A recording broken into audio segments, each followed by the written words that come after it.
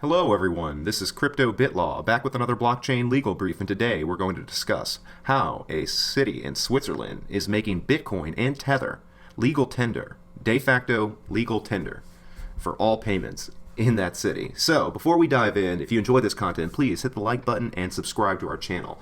We'd really appreciate that. With that said, let's see what this is all about. Alright, so here we could see that CoinDesk reports that Swiss city of Lugano to make Bitcoin and Tether de facto legal tender. The municipality wants businesses to accept crypto in everyday transactions. They say, aiming to become Europe's Bitcoin capital, Lugano, Switzerland has formed a partnership with stablecoin issuer Tether to establish Bitcoin, Tether, and Lugano's own LVGA points token as essentially legal tender in the city. I don't know what they mean by essentially, but as a lawyer, got to parse every word. But let's move on. The move goes far beyond the actions of a number of other Swiss localities that for some time have been accepting crypto for tax payments, somewhat similar to El Salvador. Lugano, in addition to allowing crypto for taxes, is aiming to have all of its businesses seamlessly use crypto for everyday transactions. In El Salvador, only Bitcoin qualifies. At Thursday's, quote, Plan B event, which was hosted by Lugano's mayor, Michel Folletti, the move was described as a de facto legalization, as the Swiss franc will surely remain the actual legal tender in Lugano and elsewhere in Switzerland. So maybe this is what they were touching on as essentially. I don't know if this is actual law or legislation that they're passing to establish these cryptos as legal tender, but I don't know, maybe this could have some sort of connection to this whole essentially part that we heard earlier. Continuing on, they say, also announced at Plan B were plans for Bitcoin World Forum to be held in Lugano on October 26th through 28th.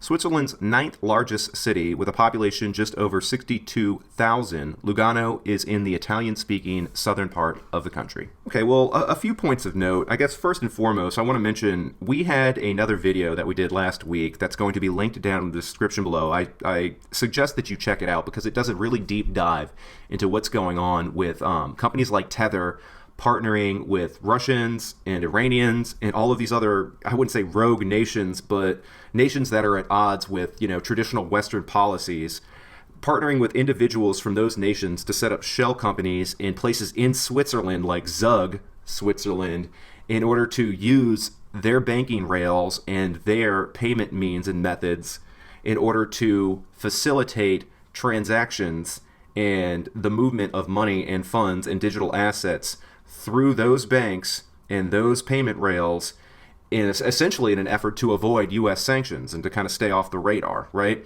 Now, it's not surprising that Switzerland, or the city in Switzerland, would partner with Tether, all right, which was a subsidiary of BitMEX.